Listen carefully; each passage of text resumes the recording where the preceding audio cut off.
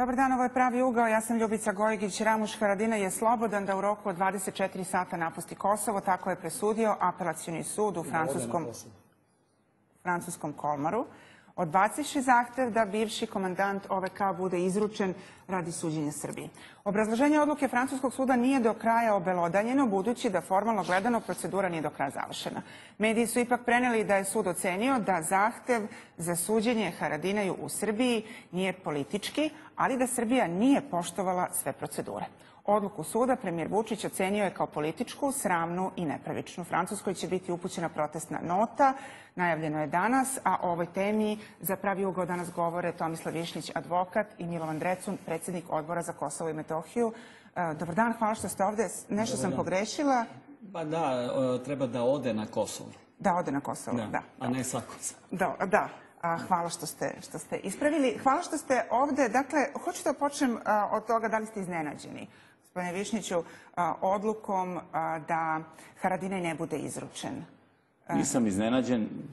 Prema mom ovako najboljem shvatanju događaja, naravno samo na osnovu onoga što je bilo objavljivano u medijima, bile su moguće obe opcije. Mene u stvari sad najviše zanima obrazloženje francuskog suda za ovu opciju koja je sada, odnosno danas objavljena, iz prostog razloga što mislim da je znatno teže objasniti zašto ga puštaju nego da objasne zašto ga izručuju. I čekam da vidim konačno tu odluku, odnosno njeno obrazloženje, da bi do kraja shvatili razloge kojim se francuski sud rukovodio. Vi niste očekivali da će Haradinaj biti izručen? Ja sam javno govorio da sam veliki pesimista, uvek postoji nada, međutim, bilo je potpuno jasno da što se tiče samog suda, na pravnom terenu je situacija potpuno čista. Imali su sve dokaze da ga izruče Srbiji. Ovo oko formalnih procedura, nebitno. Ali s druge strane, s obzirom da je sud doneo oslobađajuću odluku, uprko svim dokazima koje smo predočili, očigledno da je sa pravnog terena otišao na politički teren i da je odluka motivisana, ipak nađeni su politički razlozi da se on oslobodi. Dobro, vi to ne možete znati, odluka još nije... Ne mogu, evo odmah ću vam reći kako mogu da znam. Branioci njegovi kažu da ne bi imao fer i političko suđenje. Ja pitam sud, kako vi znate da ne bi u Srbiji imao fer i političko suđenje? Drugo, rekli su da bi nastupile teške posljedice po njega. Koje teške posljedice? Šta je sa teškim posljedicama po žrtve, sa smrtnim ishodom, je tako, po porodice žrtava? Pa on treba da bude procesuiran, da bude kažnjen. Dakle, očigledno se traži neko političko obrazloženje da se obrazloži oslobađajuća odluka. Sad, sud je, rekli smo, nije celu odluku objavio. Objavljene su 4 tačke iz obrazloženja. Prva od njih konstatuje da zahtev Srbije nije bio politički. Dakle, razrešava pitanje koje se pojavljivalo u nekim ranijim slučajevima, slučaju Ejupa Ganića, gde je sud u Londonu recimo procenio da je zahtev bio takav, da otkriva da bi se Ganiću sudilo politički, a ne za ratne zločine. Ovde je sud bio jasan, dakle, zahtev Srbije za izručenje i za suđenje nije bio politički motivisan. Pa to je bilo jasno od samog početka. Ko malo razume situaciju na terenu u to vreme, jasno je da su u pitanju konkretna krivična dela koje se dovode u raznu vezu, direktnu ili indirektnu, sa Ramušem Haradinajem. Prema tome, tu politika nije igrala nikakvu ulogu u pogledu inicijative da se on izruči. Ali sada... Ovdje su konkretna krivična dela za koje se sumnjiči da je on direktan izvršilac. Ovdje nije u pitanju komandna odgovornost pa da špekulišete, da kažete pa možda bi mu politički nametnuli komandnu odgovornost. Ne, mi to ne radimo. Izbegli smo to. Dakle, konkretno ubistvo mu se stavljaju na teren. Gde je tu prostor za tumačenje da bi imao političko suđenje? Kad vi govorite konkretna ubistva mu se stavljaju na teret, imali smo dovoljno dokaza, da li ste vi kao narodni poslanik, kao predsjednik Odbora za Kosovo i Metohiju videli te dokaze? Ja sam i predsjedavajući radne grupe koju Odbor za Kosovo i Metohiju formirao, koja prikuplja dokaze o zločinima koje je počinila teroristička OVK. Veliki je dosije Ramuša Haradinaja. Između ostalih, ubijao je i Srbe, i Albance, i Rome. Mnogo je Roma postradalo. Poseban dosije smo napravili vezano za ubistva Roma. Dakle, ti dokazi postoje. Postoje, ja ne mogu da govorim sada koji su pitanje dokaze, mislim da to ne bi bilo u redu da ja radim. To neka govori Ministarstvo pravde, ali dokazi očigledno postoje. Postoji mogućnost da se svedoci obezbede. Dakle, ništa tu nije sporno. Mislim da ima toliko dokaza kao Lajiću, da vam kažem, toliko dokaza da bi on mogao bez problema da dobije doživotnu robiju. To je to pitanje. Govorilo se da su dokazi nepobitni i kada je Ramuš Haradinaj prvi put otišao u Haški tribunal. Gospodine Višnjiću, vi imate iskustvo u radu u Haškom tribunalu. Da li vam se čini da nekada naša percepcija onoga što je zacementirano kao dobar dokaz i onoga što se pokaže u sudu nije isto? Pa naravno, pogotovo kao branilac. Vi imate drugu percepciju onoga što država smatra da je dokazala, odnosno što njen predstavnik u ličnosti javnog tužioca tvrdi. I uvek postoji druga strana priče. U konkretnom slučaju sada prosto je teško da komentarišemo. Ja sam bio u jednom drugom predmetu, branio sam u jednom drugom predmetu koji je povezan indirektno sa Haradinajevim predmetom, u tom smislu što je... Bili ste branilac, da podsjetimo, generala Ojdanića. Jeste. Mi smo, znači, radili Kosovo, da kažemo, i 98. i 99. i onda nam je kroz ruke prolazilo dosta tog materijala kako bi se opravdale određene aktivnosti vojske i policije na terenu, posebno za 98. godinu i delom za 99. godinu, a u zonama u kojima je operisao Ramuš Haradinaj, odnosno njegova jedinica, odnosno njegova operativna grupa, već kako su se tada nazivali. Prema tome, mislim da je nesporno da njegov kontakt i njegova veza sa određenim krivičnim delima dole postoje. Pitanje su dva. Koja je težina dokaza koja se tu koristi, odnosno koja se upotrebljava? I druga stvar je pitanje kako se to prezentiralo Francuskom sudu. To su dve odvojene stvari. I treća stvar je da li su u pitanju ista ona krivična dela za koje je već oslobođen Haški tribunal. I to znam i ja da nisu. Da vas zamolim da prokomentarišete da ne bi bilo nejasnoće. Ovde se navodi u tački 2, odbacuje se podnesak od 1. marta koji je Ministarstvo pravde poslalo u Kolmar, a gde je trebalo da se proveri da li Srbija ima nove činjenice i iskaze, a ne samo one koje su već uzete u razmatranje prilikom presuđivanja Haškog tribunala. Na društvenim mrežama sam pročitala komentare, evo, vidi se da nismo postali ništa novo u odnosu na ono što je bilo u Hagu. Da li se to može zaključiti iz ove rečenice? Ne, apsolutno. Upravo mislim da je obrnuto. Koliko sam ja shvatio, a opet kažem, ovo govorim isključivo na osnovu medijskih,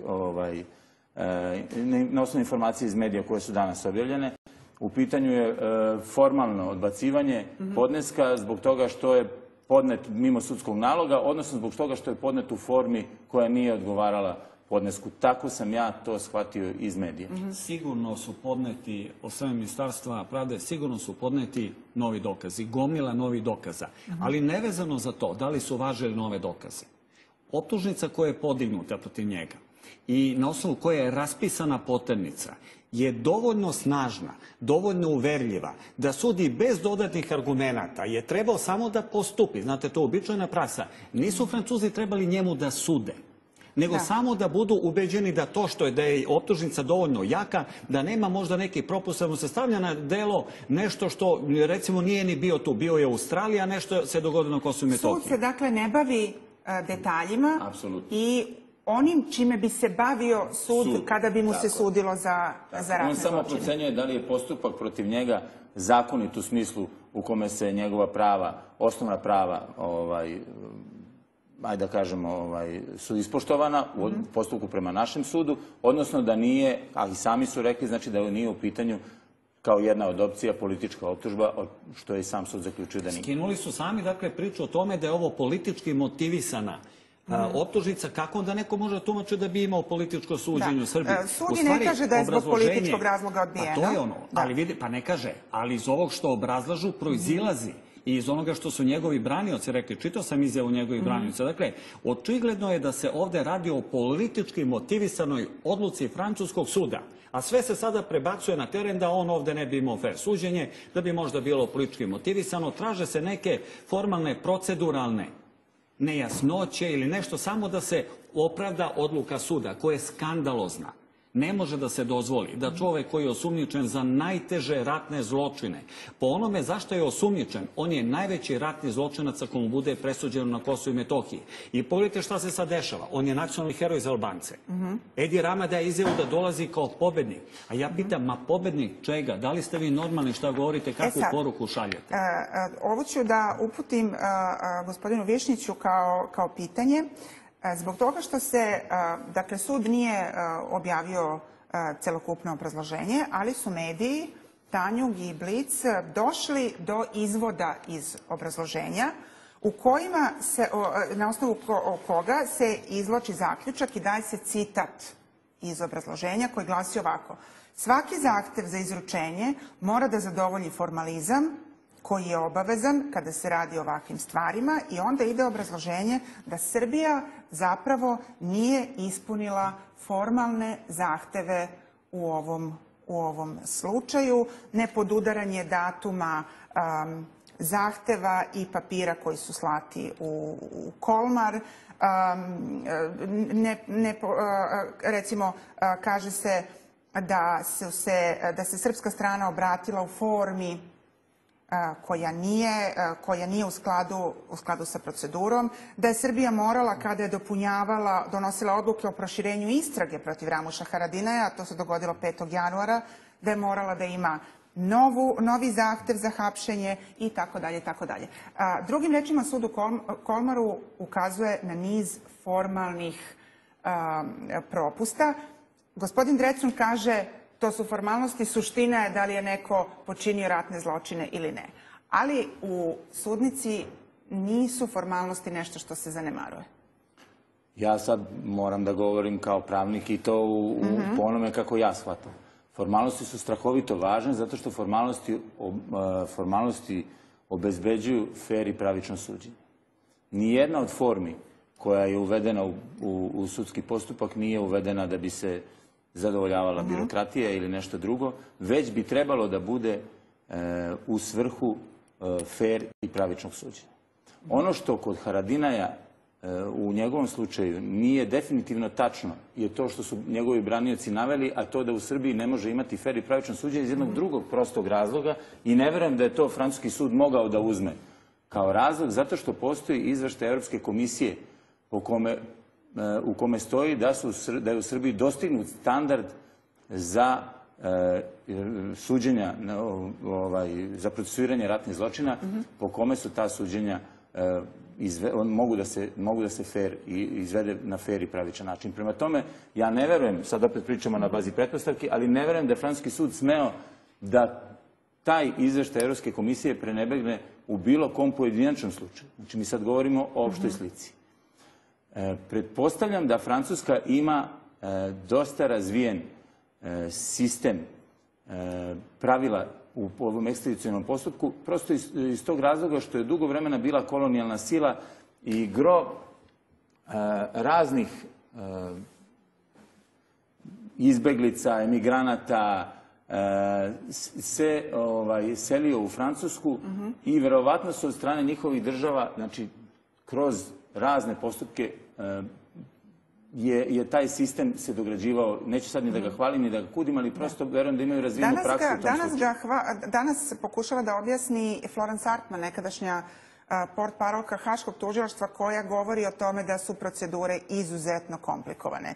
Da francuski sudovi, na primer, su odbili sve zahteve za ekstradicije, za genocid, nekoliko zahteva za optužene za genocid u Ruandi i da je procedura ono što je od vrhunske važnosti u ovoj fazi, u ovoj raspravi. Jeste, pogotovo u Francuskoj. Ja slučajno znam za jedan slučaj, baš koji se ticao suda u Ruandi, gde je zaista odbijen zahtev za izručenje. Prosto oni imaju takav stav. Ne zaboravite isto tako da je Francuska, evo jedan od primjera koji mi sada pada na pamet, da je isto tako Francuska i sedište Legije stranaca, u koju su upravo dolazila lica koja bi trebala da budu izručena, ne naravno sva, ali jedan deo lica koji bi trebalo da budu izručena njihovim nacionalnim zakonodavstvima zbog krivičnih dela koji su tamo izvršena. Na kraju su se... Prema tome, ne bih ja to svodio na nivo odbacivanja procedure kao Jer nebitno. ako bi to... Ali to nije suština. Čekajte, ovo je priča za naivne. Sa ovakvim obrazloženjima, papir trpi sve, francuski sud pokušava da pravno obrazloži nešto što je politička odluka. Da vas pita nešto drugo. Koja bi dalje procedura bila da je francuski sud doneo drugačiju odluku?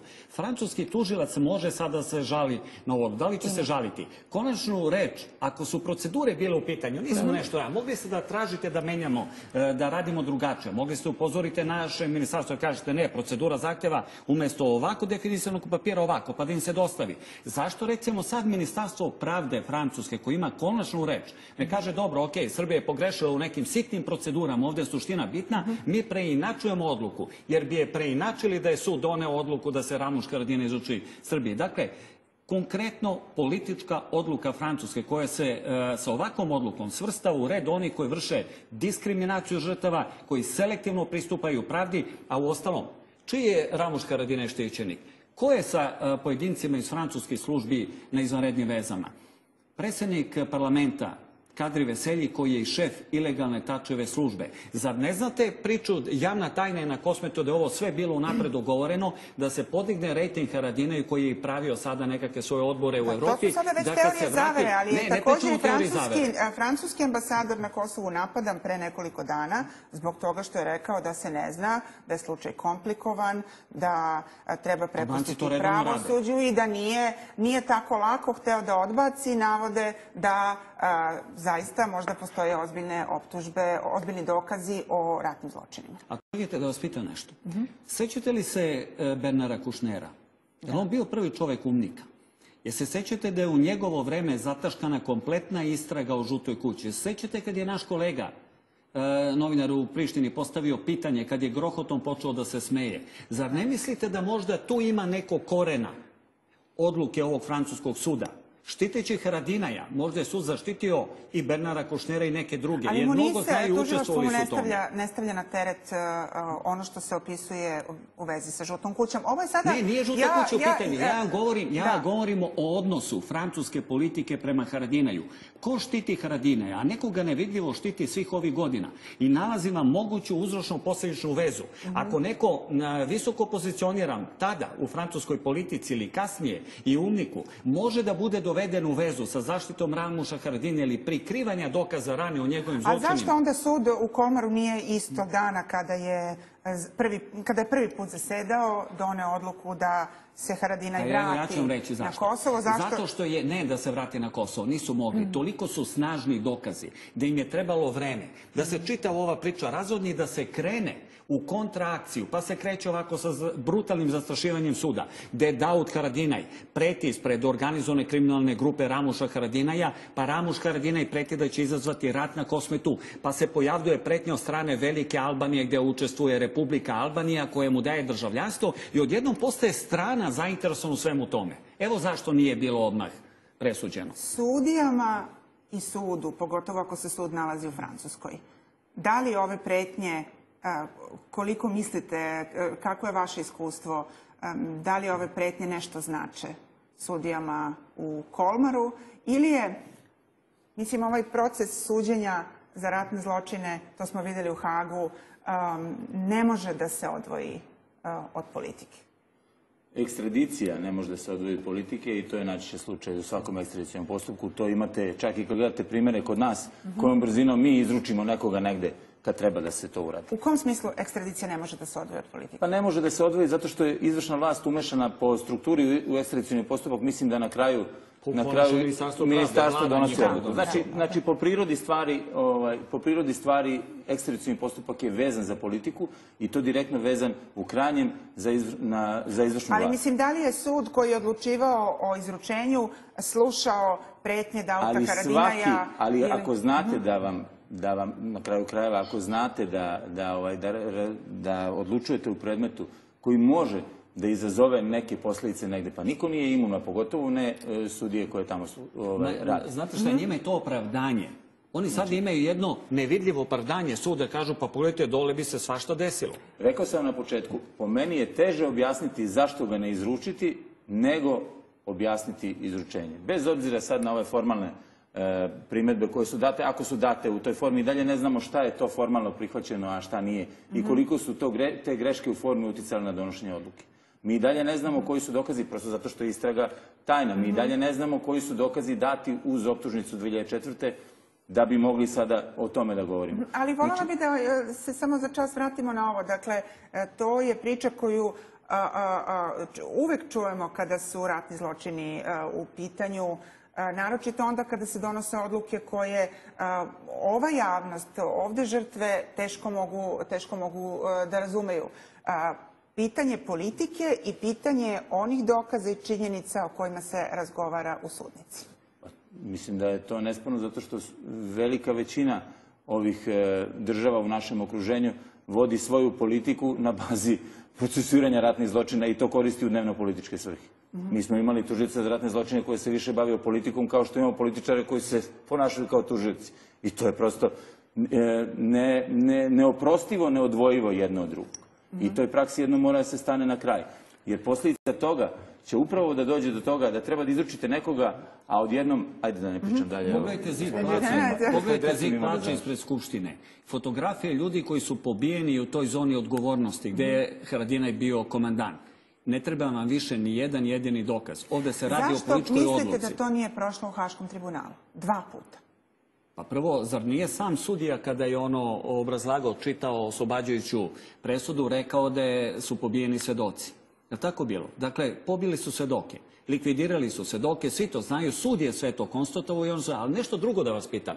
Da li se sećate koliko je Francuska saučestvovala u strahovitom pritisku na Srbiju da izručimo naše generale koji se borili protiv takvih zločinaca na Kosmetu, da ih izručimo Haškom tribunalu? Gde je sad ta francuska država da reaguje? Na Srbiju se vrši užasan pritisak da naše časne generale pošaljemo da ih procesuiraju, a ovde se vrši pritisak da se tako notoran zločinac oslobodi. I onda pričamo o francusko-srpskom prijateljstvu, o konstanti u francuskoj politici, a sve je premijer Vučić uradio da poboljša bilateralne odnose sa Francuskom. Kakav je ovo šamar sada srpskom narodu koji nam stiže iz Francuske? Ovde se danas pojavila jedna stvar koja mnoge ljude zbunjuje.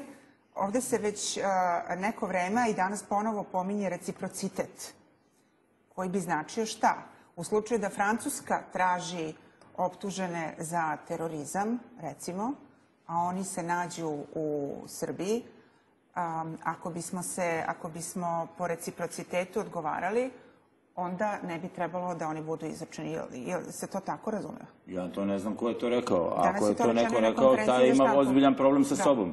Pošto je to... To smo već čuli iz Ministarstva pravde, a danas smo čuli i na konferenciji za... Mislim da to nema, to je onda krah ovog međunarodnog pravnog poretka. Ako se tako krene, onda neće priznavati ni ambasade, već sledeći korak je ono, ajde sad da ratujemo. Znači, prosto mislim da je ta izjava ishitrena, ne znam ko je izjavio i na kraju nije ni bitno. To ne sme da se primenjuje. Ukoliko je ovakva odluka u pitanju, može se pokušati svi načini, diplomatski, pravni, znači postupak još nije gotov. Znači, ima tužilac francuski, ima pravo žalbe. Ali ne verujete da će ga iskoristiti. I to je zanimljivo, 5 dana rok za žalbu i do konačne odluke francuskog ministra, 24 sata ima Haradinaj da napusti Francusku. Pa da li ovaj može u žalbi da traži meru da se zadrži? On može i odmah da, ali ne vidimo da je podno žalbu. Ovo je navedeno kao jedna od mogućih recipročnih mera.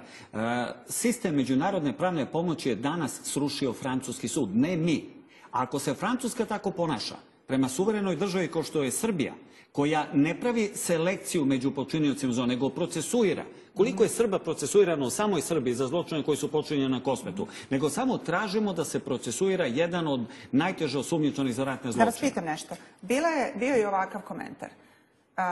Za žrtve to će zvučati kao strašno objašnjenje, ali da li je za mir i stabilnost i za opstanak onih koji i dalje žive na Kosovu bolje što se Haradinaj vraća na Kosovo nego da je izručen Srbiji, pa da su se ostvarile pretnje da bi ono što bi usledilo bilo zastrašujuće. To su oni hteli.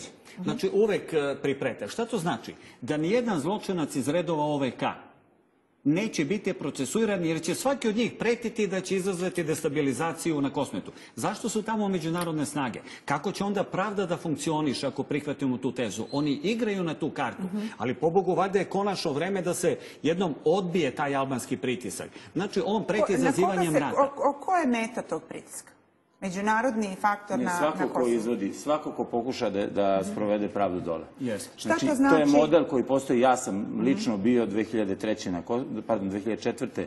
na Kosovu, vodio sam istragu, možda je 5. bila, 2005. Vodio sam istragu dole, napadnuti smo bili, bilo je isto kao pobuna, inscenirano sve, nije bilo ništa po medijima, pošto to tad nije bilo politički korektno da se piše.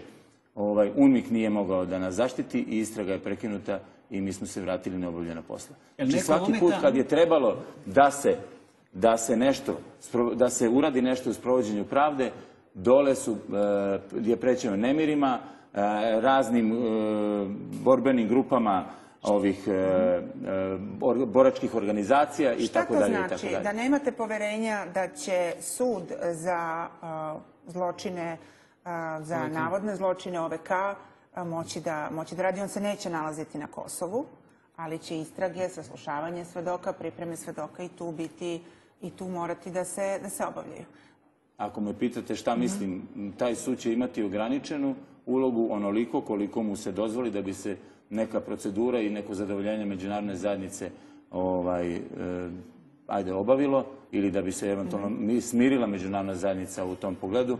I to će biti isključivo ograničeno na ono koliko budu želeli da dozvole lideri Albanaca, što aktivni, što ovi koji su bivši. Taj specijalni sud je poslednja šansa, međunarodna šansa da se zločinci poput Haradinaja, Čekua, Tačija, Kadri Veselje i ostalih da se procesuiraju.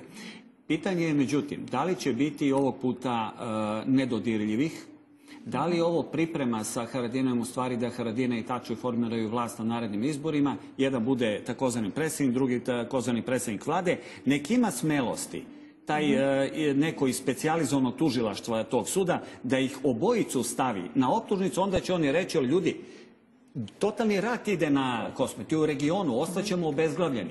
Oni se spremaju za odbranu da se ne nađu na tim optužnicama. Dakle, mi ćemo i s naše strane da uradimo ovu radnu grupu što smo formirali da predočimo dokaze. Ja verujem da ima dovoljno hrabrosti i dovoljno napora u specijalizovanom tužilaštvu da ozbiljno urade posao. Uzvih Haradine, izvinjam se samo da dodam, Uzvih Haradine je već jedno proglašen kao faktor stabilnosti prilikom onog prvog hapšenja i puštanja na privremeno. Kada ga je Da li smo se bavili politikom dok je bio na prenosu? Dali su garancije upravo kao predstavnici međunarodne zajednice. Milan Antonijević iz Komiteta pravnika za ljudska prava kaže sada možda treba ove dokaze predati tužiocu ovog posebnog odeljenja za ratne zločine oslobodilačke vojske Kosova. To mislim da nije sporno. Ne znam da li je sporno. Tužilac David Švendimen već je jednom upitan o Haradinaju rekao on se ne nalazi na našem spisku. I ja ne znam da je to rekao, zaista. I da je to kriju veoma moguće. I da je to rekao, šta to ne znači opet ništa. Da se neće naći. Da je to možda bilo u tom trenutku. Tužilaštvo za ratne zločine treba da proceni koju vid saradnje će obavljati, a definitivno mora da sarađuje sa tim sudom, jer deo svedoka i deo dokaza se nalazi kod naših organa. Prema tome, to je sad samo pitanje kako će oni dalje nastaviti saradnju. Ja ću malo Gospodin Drecun, vi ste u Skupštini, na primjer, mogli da izaberete 1,5 godina nemamo tužioca za ratne zločine. Ja neću da kažem, naravno, mada se i to provlačilo kao mogući razlog za nejasnoće u Francuskoj. Dakle, ko je tužilac za ratne zločine, kako sada funkcioniše uopšte to specijalno odeljenje. Da li je vam sada žao što niste izabrali na vreme tu osobu? Nemojte da prebacujete uopšte odgovornost zbog odluke suda u Francuskoj na to što nemamo tužioca. Postoji čovek, gospodin Petrović, koji je sada trenutno na mesto vršioca dužnosti. Hoću nešto drugo da vam kažem. Mi smo preko Odbora za Kosovo i Metohiju formirali radnu grupu koja treba da skupi dokaze o zločinima OVK. Tu su pripadnici i predstavnici svih naših službi, SORZ-a, Komisije za nestala lica, Kancelarije za Kosovo i Metohiju. Dakle, imamo na raspolaganju sve informacije. Ono što je mene frapiralo je da dok se ova radna grupa nije sastala, ni jednom nije napravljena od onog famoznog 5. oktobra, koordinacija da su se predstavnici svih tih službi državnih organa sastali da kažu dajte da vidimo šta sve imamo. to govori? Sve je delimično. To govori da je od 5. oktobra do 2012. godine prioritet bio i posle kada je formirano tužilaštvo za ratne zločine, da se predimenzioniraju zločini koji su počinili Srbiji, da se naši pripadnici snaga bezbednosti pokažu kao zločinci. Zašto vi govorite da se te nadležne službe ne sastaju sada? Ne govorim sada. Ja govorim u periodu od 2000. do 2012. godine. A što se sada radi? Do 2012. je prošlo 5 godina. Šta se sada radi? Rekao sam, Sud je umeđu vremenu osnovan za zločine OVK. Šta se radi sada? Uspostavili smo saradnju sa specijalizovanim tužilaštvom. Tražimo dokumentaciju UMNIK-a, tražimo dokumentaciju OEBS-a. Sve to ćemo staviti na raspolaganje specijalizovanom tužilaštvu. Da li je priča sa tužilaštvom, tu ćemo da završimo, kupovina vremena, jako dugo traje ovaj proces formiranja tog suda. Setimo se kako je sve krenulo od istraživanja novinarskih, od posebne grupe za istragu u okviru Saveta Evrope. Dosta dugo se zaista čeka da taj sud počne da radi. Dosta dugo se čeka. Imate li vi, da li sa optimizmom čekate te predmete ili je reč samo o nekoj tranziciji, kupovini vremena da stvar legne?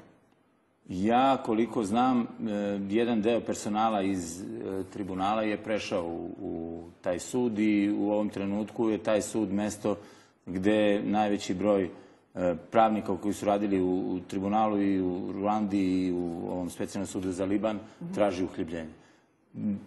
Mislim da su kadrovski popunjeni. Sad kako će krenuti sa istragama, to je već političko pitanje. To je pitanje kako će tužilac Švendiman da podiže optužnice. To je pitanje na kraju kojom će brzinom sud da formira veće i da krene sa istragom. Biće jedna velika optužnica, odmah da vam kažem. Biće jedna velika optužnica u kojoj ako se ne nađu ovi glavni osumnjičeni, onda teško da ćemo moći da ih procesuiramo. Mislim da će onda izbeći odgovornost za sve počinjene zločine. Hvala puno što ste govorili za Pravi ugao.